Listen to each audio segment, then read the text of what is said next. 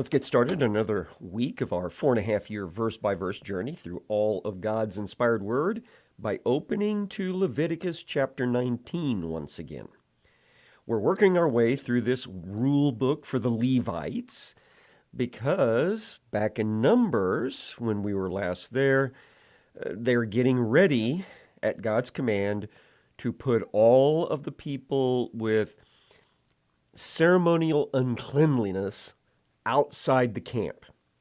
And so we needed to see all the ins and out definitions of who would be in that group, either temporarily or long term or maybe indefinitely. And so the Leviticus book is the place where all of those definitions are found. We are currently having a whole bunch of catch-all things here in chapter 19. And we'll be seeing some things repeated in a little bit. And among some of those things, by the way, are PG-13 things. So those of you that have the younger kids, Leviticus is not really the best of books for the preschoolers and kindergartners and the young elementary age. Too much stuff to have to be explained in detail. So get your kids of those younger ages busy somewhere else, and then you can come back and study this on your own. We are going to start in verse number 15 now. Leviticus 19:15. You shall do no injustice in court. Now, the rules that God is giving them are not just simply for getting along with each other out here in the wilderness on the way to the promised land. They are for how to live their lives once they arrive in the promised land. And there will be a justice framework set up and administered by the Levites, by some of the priests. They will be making the calls on what is fair and not fair according to God's standard. And so that's, again, another reason why we've got all these things in the book of Leviticus, which is the rule book for Levites. So absolute fairness is what needs to happen in these court systems. A little more detail. You shall not be partial to the poor or defer to the great, but in righteousness shall you judge your neighbor. So in the court, it doesn't matter whether the person is rich or poor, smart or uneducated, male, female, young, old. What matters is the rule. The rules have to be applied equally across the board. So it is not fair to be overly merciful, shall we say, to a poor person just because he's poor. And it is not fair to be overly critical of a rich person just because he's rich, or vice versa. To be super merciful to a rich person because he's rich, and to be super hard on the poor person because he's poor. Everybody should get the exact same level of treatment. Verse number 16. You shall not go around as a slanderer among your people, so talking down people. You shall not stand up against the life of your neighbor. I am he who is. Now that last line there, I told you that gets repeated through a lot of these things because it's a reminder that everything is based on God's standard. The Israelis are supposed to be holy as God is holy. They're supposed to have that same standard of righteousness, the same standard of fair treatment, of love. And so God says, don't you dare go around talking down, telling bad things, false things, questionable things about other people in your community, because that's not fair. That's not right.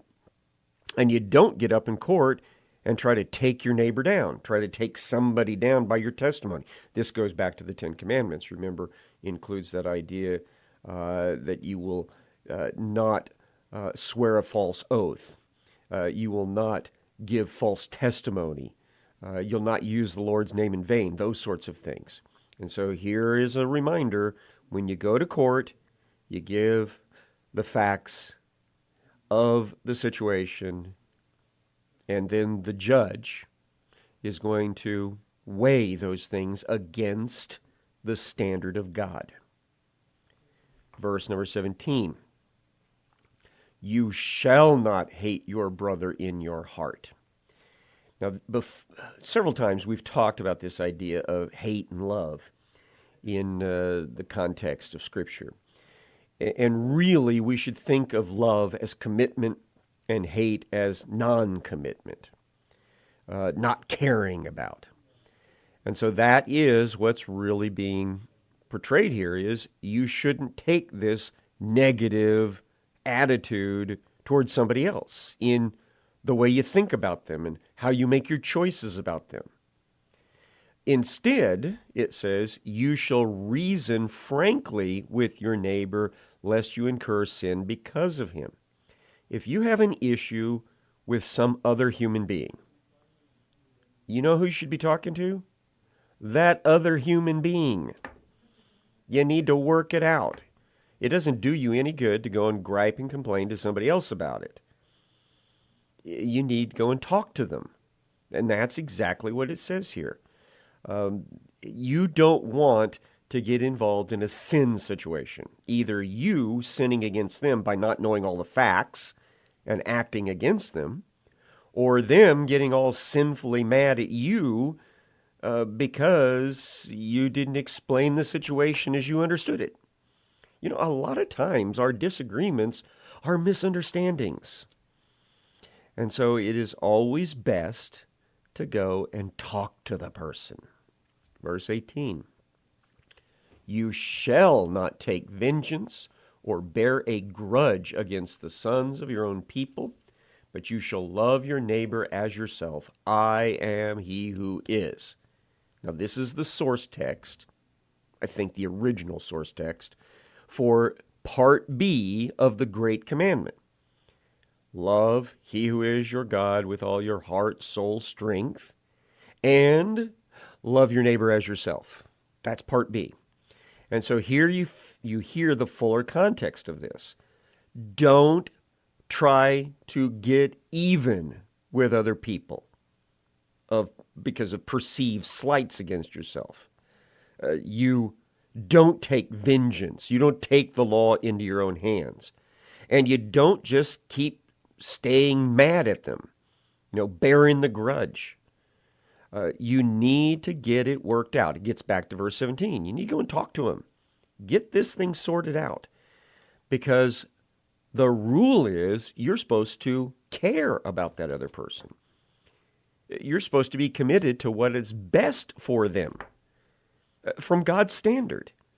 And you know that the biblical love, which is described quite well in Romans chapter 13, that type of love will sacrifice on behalf of the other person whatever it takes to help them out, because it's the type of love that God has for us.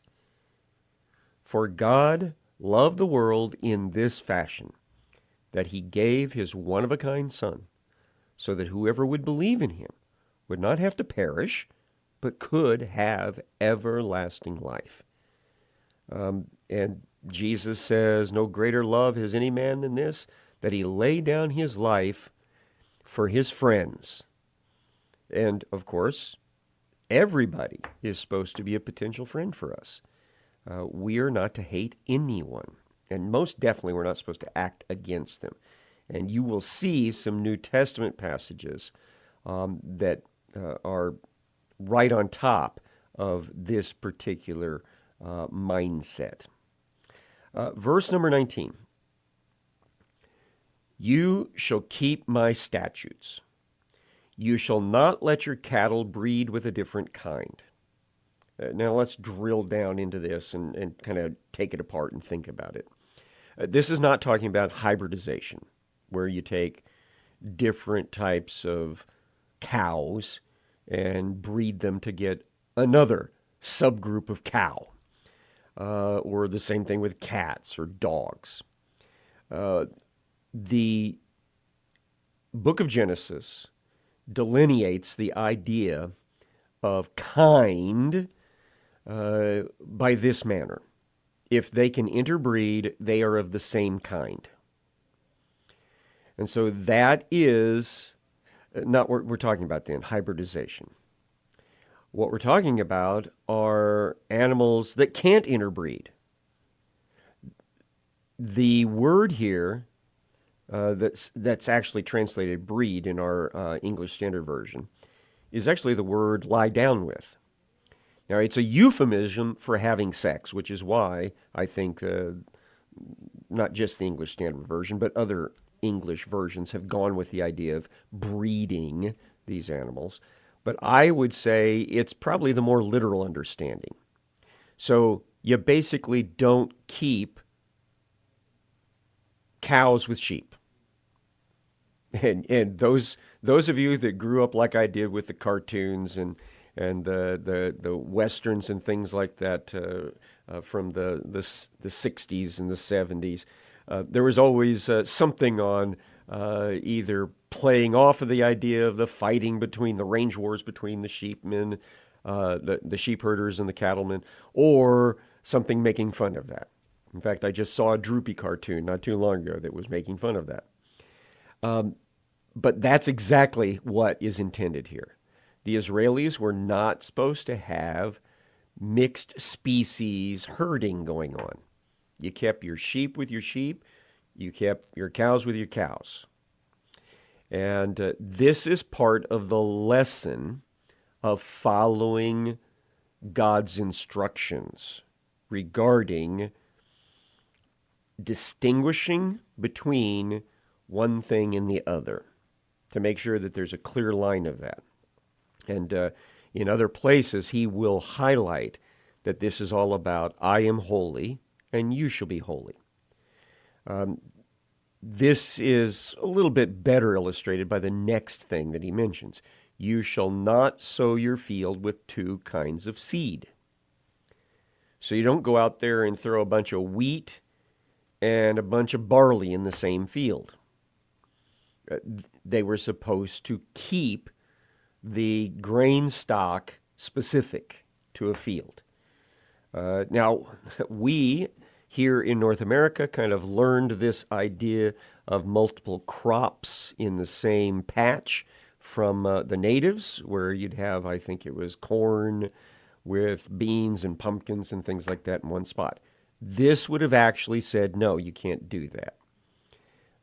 You're supposed to keep them separate. Again, it's not that there's something more immoral about putting sheep and cows in the same pen or putting pumpkins and corn in the same hole on the ground. It's the idea of following instructions about keeping things clearly distinguished. The last one is, nor shall you wear a garment of cloth made of two kinds of material. In particular, and this is illustrated in other passages, you don't wear an animal-based fiber, wool, mixed with a plant-based fiber, linen. You either wear cotton or you wear wool. You either wear linen or you wear wool. You don't have a blend between the two. Again, nothing immoral about it. It is just part of God's way of training the Israelis to distinguish between things that are different. Because this will be applied to, you don't mix non-believers with believers. And that is really the takeaway lesson for those of us in the New Testament era. Verse number 20. And this is a fine point of distinguishing that the judicial branch, the Levites would need whenever they were dealing with claims of sexual violations of the law. We already know, and it'll be brought up in a little bit again, that men and women who are not married to each other should not be having sexual relations with each other. It's supposed to be one man, one woman together for a lifetime. Anything outside of those boundaries, like premarital sex, postmarital adultery, or polygamy, is supposed to be off limits. But here is what Moses is given from God about something that's a little borderline. If a man lies sexually with a woman who is a slave, now there is nothing here about violence. It seems to be a bilateral decision that they're going to be involved sexually. So it is consensual. So if a man lies sexually with a woman who happens to be a slave, so either she owed money and ended up going into slavery, or her family owed money and she ended up going into slavery, or maybe it's possible, I suppose, that she's a non-Israeli that was captured in some battle somewhere that will later happen. We know that that sort of thing does happen. And the guy likes her and gets involved with her sexually. So the next line is the one that's a little confusing. Assigned to another man. Now, what it actually means is she is the slave of another human being, another man. He's the one that holds her indebtedness contract. And she's not yet ransomed or given her freedom, so that's a future event. So she is definitely a slave working for somebody else, which means she is not a free individual to make choices of being involved sexually. So what they've committed is not adultery, because she is not married to someone else, and she is not betrothed to someone else. She just happens to be a slave and owes her freedom is being held by someone else. So that's the distinction. And that's why it says, a distinction shall be made. So it's not technical adultery. They shall not be put to death because she was not free. So, yes, it was a violation of a relationship that existed. That is, she's a slave to another person. So it was a violation of that relationship, but it was not a violation of a marriage. So, no death penalty, but, verse 21, there will be some required religious ceremony.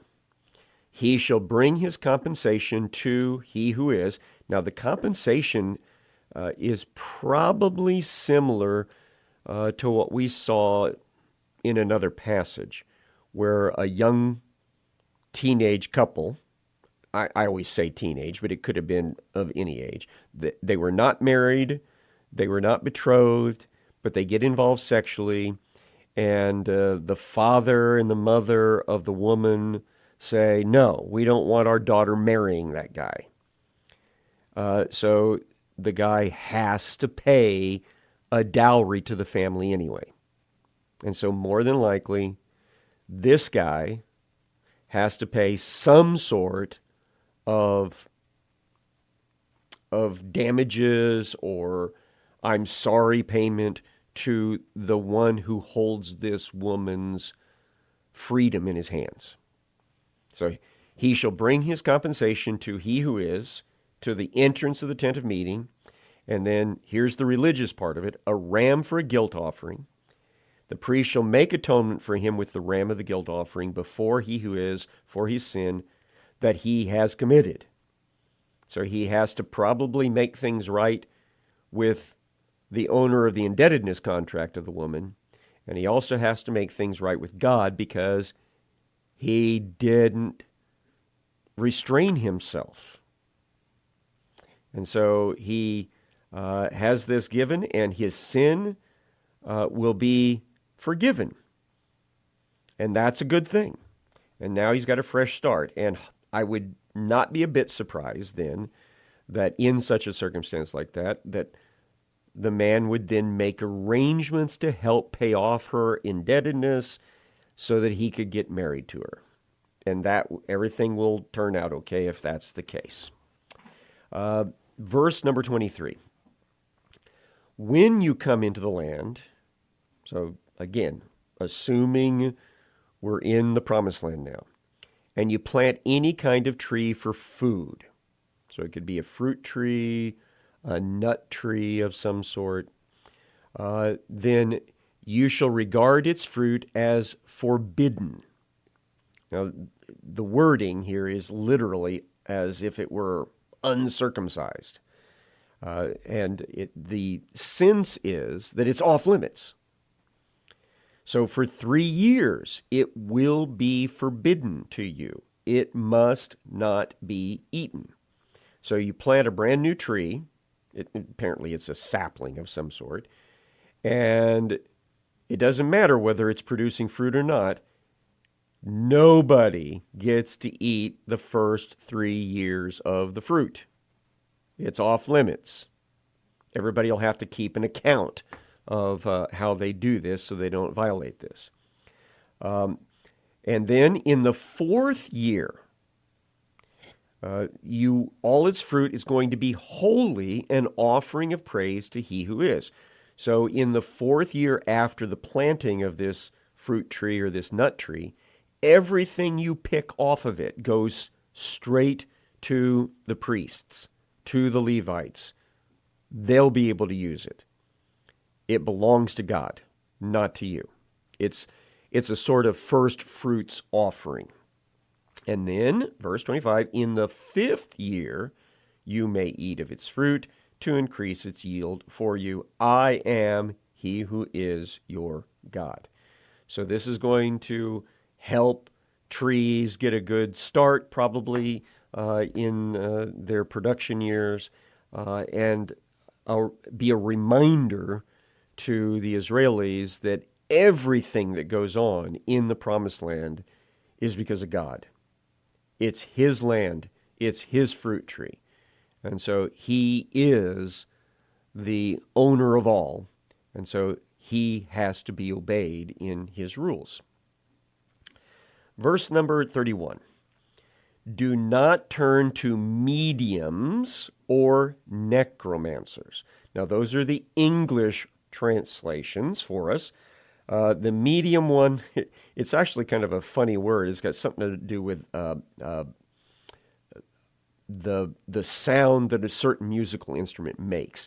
And it appears as if it's a reference to the voice change in someone that's channeling a spirit from the spirit world, how their voice seems to come from deep down in their body, not just simply the back of their throat. The necromancer's one is, I think it's a little bit more specific. It's the idea of trying to learn something, find something out, but it's specifically in the spirit world. So both of these have the same object in mind. It is a foray into the spirit world where the fallen angels exist. That's a bad neighborhood, is what I like to say. You never know who you're going to run across in there. Yes, the good angels live there. That is true. They move around in there. But we humans can't necessarily tell the difference at the beginning of a contact, because the bad guys in that neighborhood are con men. or con angels. They are looking to fool us. And so basically the rule, both Old Testament and New Testament, is you don't go into the spirit world on purpose. You pray to God.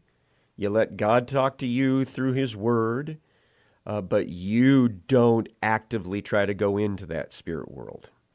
So do not seek them out, and so make yourselves unclean by them. I am he who is the Lord, your God. Okay? I am he who is. Verse number 32. I like this one because I have gray hair.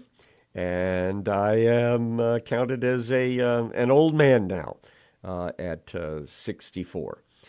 You shall stand before the gray head and honor the face of an old man, and you shall fear your God. I am he who is. There needs to be honor of age because, rule of thumb, experience and wisdom comes with age. And so all of us are supposed to respect that. And I remember being younger, told that I needed to respect my elders, that I needed to stand up and show them honor and respect whenever I engaged in them, and not to treat them rudely. And so it's, I think, very good teaching that we're seeing here for the Israelis that can also be applied in our own situation. We're almost out of time, so I want you to mark your place for verse 33, where we're going to start talking about strangers. Stranger in this sense is someone that's not Israeli, someone that's not ethnic Israeli.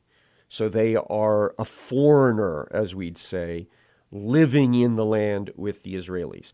And the Israelis were told to treat non-Israelis living in their land with respect and consideration.